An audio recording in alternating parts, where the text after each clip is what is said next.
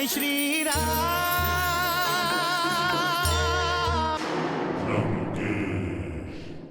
पिताश्री, राम समुद्र पार करके लंका की तरफ आ गया है।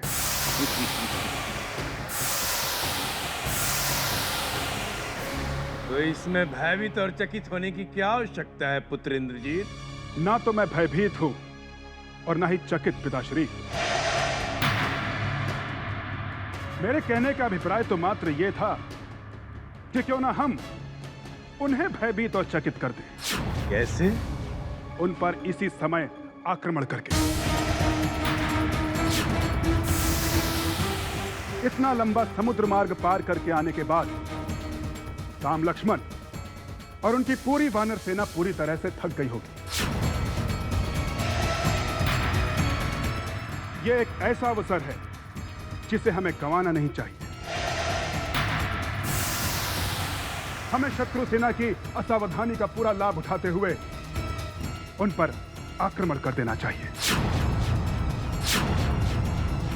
यह आक्रमण शत्रु सेना के आत्मविश्वास को ध्वस्त कर देगा। पिताश्री, मैं भ्राता इंद्रजीत के निर्णय से सहमत हूं।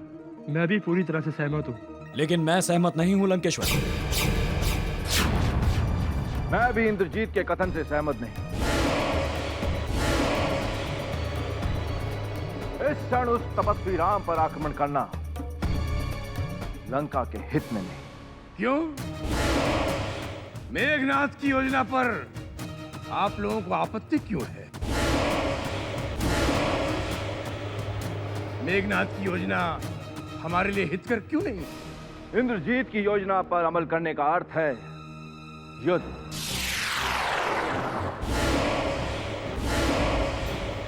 और यदि युद्ध हुआ तो इसमें लंका को भी अपने कई महारथियों से हाथ धोना पड़ेगा। युद्ध में प्राणों की हानि तो अटल है कंपन, परंतु हमें आक्रमण करने की क्या आवश्यकता है? और यदि आक्रमण करने की किसी को आवश्यकता है तो है उस तपस्वी राम को।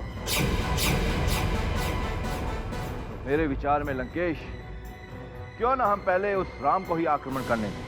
इससे हमें लाभ क्या होगा कंपन? इससे हमें यह लाभ होगा कि उस आक्रमण में जो प्राणों की हानि होगी वो केवल उस राम की सेना की होगी, हमारी नहीं। राम और उसकी सेना केवल अब तक सागर ही पार कर पाए। उन्हें यहां तक पहुंचने के लिए खंदक को लांघना होगा। लंका के अजय तट को पार कर कर यहां तक आना होगा,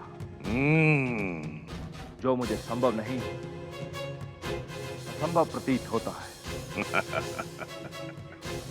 और अगर राम किसी प्रकार लंका तक पहुंच भी गया तो लंका की मुंडेर पर खड़े रक्षक ना तो उसकी सेना को आगे जाने देंगे और ना ही पीछे। तुम्हारी बातों में सार है कंपन। यहां तो हानि है ही नहीं, केवल लाभ ही लाभ है। इंद्रजीत, अकंपन उचित कह रहा है। जी पिताश्री, अकंपन की बात से मैं पूर्णतः सहमत हूं। अब हम पहले आक्रमण नहीं करेंगे, बल्कि प्रतीक्षा करेंगे कि राम की सेना पहले आक्रमण करे। और इससे उनके धैर्य और संयम की परीक्षा भी होगी। जब लंका नगरी में प्रवेश करने में असफल हो जाएंगे, तब जिस समुद्र को पार करके यहां तक पहुंचे हैं, वही विशाल समुद्र राम को उसकी सेना सहित निगल देगा।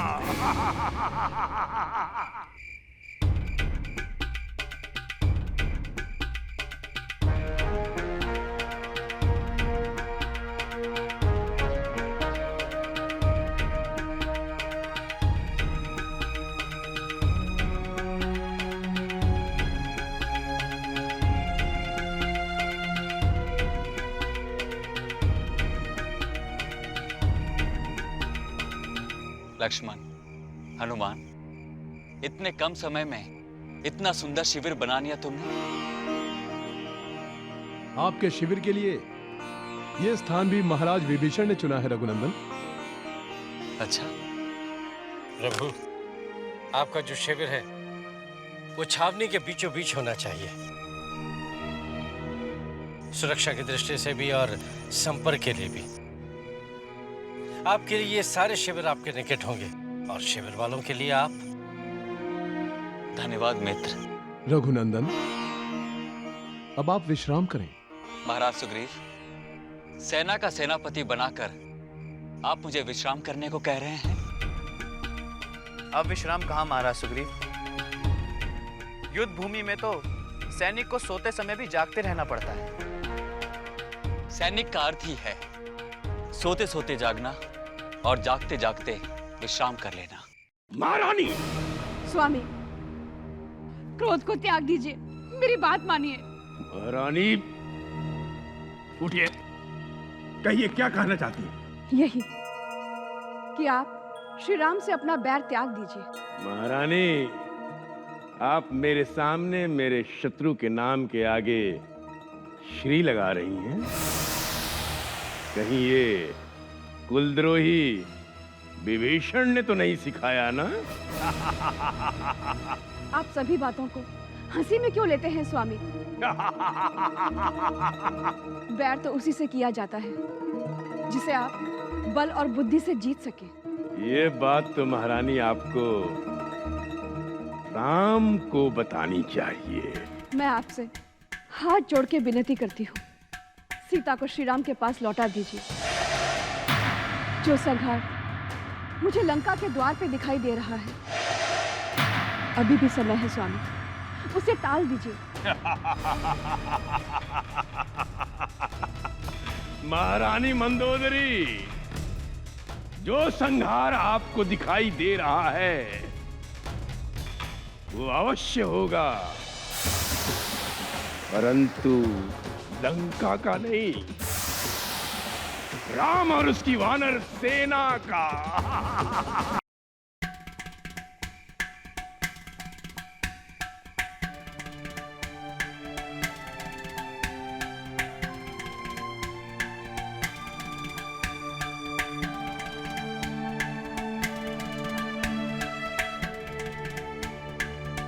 महाराज विभीषण, हम सागर पार करके लंका तक पहुंच गए, परंतु रावण की तरफ से कोई प्रतिक्रिया नहीं।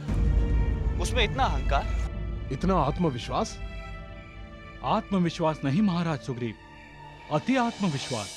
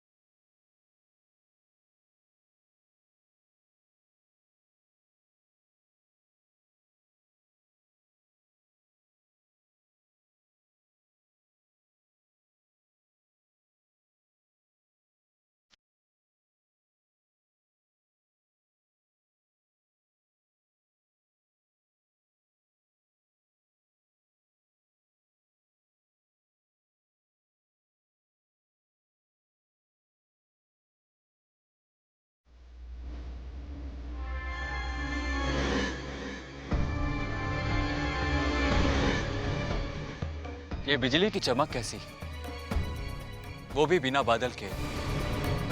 महाराज विभीषण, वही त्रिकुट पर्वत है ना? जी प्रभु, इसी त्रिकुट पर्वत के शिखर पर लंकेश्वर का विलास भवन है, जहां इस समय नृत्य और संगीत की सभा हो रही है। रावण संगीत नृत्य का आनंद ले रहा है? प्रभु, ये जो चमक थी वो रावण के मुकुट में रखे हीरे की चमक थी, जो आपको बिजली की जैसी लगी। बड़े आश्चर्य की बात है भैया, शत्रु की सेना आक्रमण की तैयारी कर रही है और रावण नृत्य और संगीत में मग्न है। इसका अर्थ है कि उसे किसी बात का भय नहीं। सौमित्र, दशानन की रणनीति की ये एक चतुर चाल है। रणनीति की चालें तो युद्ध में चली जाती महाराज विभीषण, परंतु मुझे लगता है कि रावण को इस बात का पता ही नहीं कि हम लंका तक पहुंच गए। वो ये सब जानते हैं कि हम कब क्या करते हैं और कब क्या सोचते हैं। उन्हें सबकी सूचना मिल जाती है। वो ये भली भांति जानते हैं कि हम लंका पहुंच चुके हैं, परंतु हमारे लंका पहुंचने पर भी उन्हें तनिक भी इस बात की चिंता नहीं है। बस वो अपने आमोद प्रमोद में ही मग्न है। वो ये जताना चाहते हैं ताकि हमारे हृदय में उनकी धाक जम जाए और लंका वासियों के मन में युद्ध का आतंक न फैले। और जब हम आक्रमण करें तो उसे वो लोग महत्वहीन समझे। ऐसा है तो उसे चेतावनी देना अति आवश्यक है, क्योंकि शूरवीरों का नियम है कि घात करने से पहले सामने वाले को सतर्क कर देना चाहिए।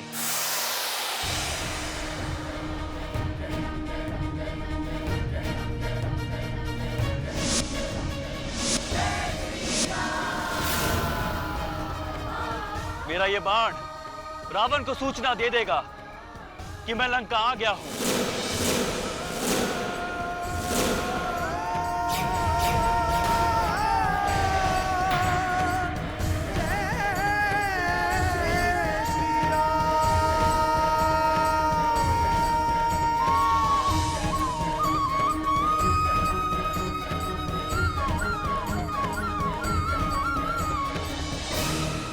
हे शिवशंकर महादेव, हे कैलाशपति, मेरे पति की रक्षा कीजिए।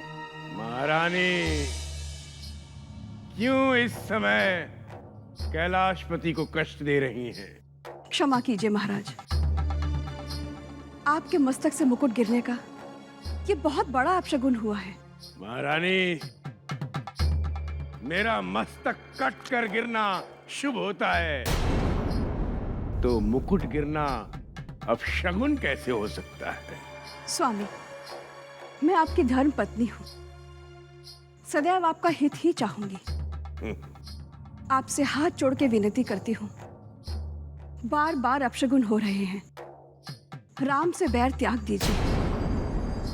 ये बाण अवश्य ही राम का था। राम का बाण था तो क्या हुआ? अभी उसने मेरी चंद्रहास खड़ग की चमक नहीं देखी। जब वो मेरी मायावी शक्ति का सामना करेगा तब उसे पता चलेगा लंकेश की शक्ति क्या है। लाइए महारानी, मेरा मुकुट लाइए।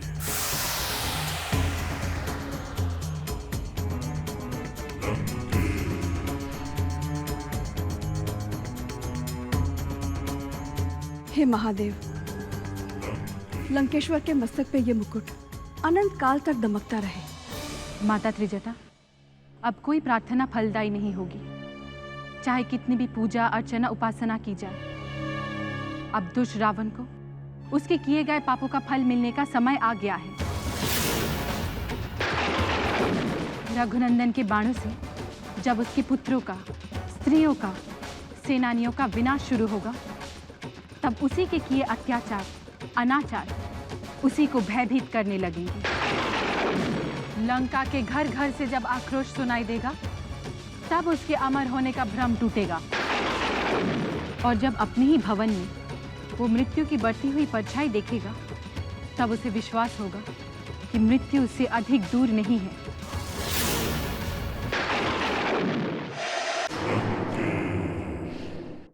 महाराज दशानन, राम को सागर पार कराने में अवश्य देवताओं ने ही सहायता की है, क्योंकि मानव के लिए यह कार्य असंभव है। तुम भूल रहे हो अपराध। यही देवता मुख में तिनका दबाए इसी मेघनाथ की जय जयकार करते हुए लंका तक खिसकते हुए आए थे। जो स्वयं अपनी रक्षा नहीं कर पाए, वो हारे हुए देवता इस जीवन में लंकेश के ऊपर आक्रमण करने का तो साहस नहीं कर सकते।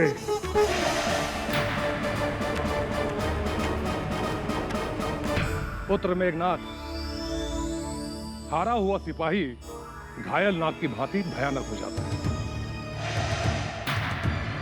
अवसर मिलने पर वो उसी प्रकार उछलकर आता है जैसे भाटे में पीछे हटी सागर की लहरें फिर से ज्वार बनकर उमड़कर आती है। आदरणीय माल्यवान जी, आपकी आयु आपका युग बीतने का संकेत दे रही है। हर घड़ी उत्साहहीन और निराशा से भरी हुई राय देने के लिए दरबार में बैठने से तो अच्छा है कि आप किसी कोने में बैठकर पूर्णतः विश्राम कीजिए। इंद्रजीत, हम जानते हैं शत्रु की तुच्छ सफलता से तुम्हारी भुजाएं उनका वध करने के लिए फड़फड़ा रही हैं, परंतु अपने नाना जी का अनादर तुम्हें शोभा नहीं देता। शत्रु को अवसर न देते हुए मैं ये आज्ञा देता हूं कि तुरंत सेना तैयार की जाए। शत्रु छोटा हो या बड़ा, अवसर मिलते ही अनिष्ट करता है। सुनो दशानंद, सिर का हिस्सा डूब जाए तो हाथी भी पानी में डूब जाता है। सीताहरण का पाप तुम्हारे पीछे लगा है, इसीलिए सद्बुद्धि तुमसे दूर भाग रही है। राम के धर्म का उदय, इसीलिए लक्ष्मी उनका आलिंगन करती है।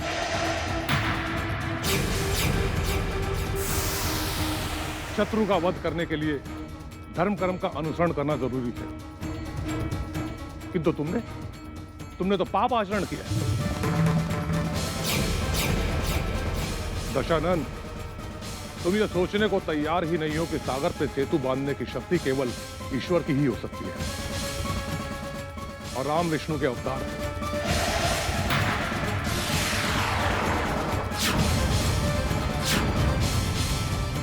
शक्तिहीन प्राणी के लिए शरण लेना ही उचित है। अहंकार छोड़कर तुम्हें अपनी और अपने परिवार की रक्षा करनी चाहिए।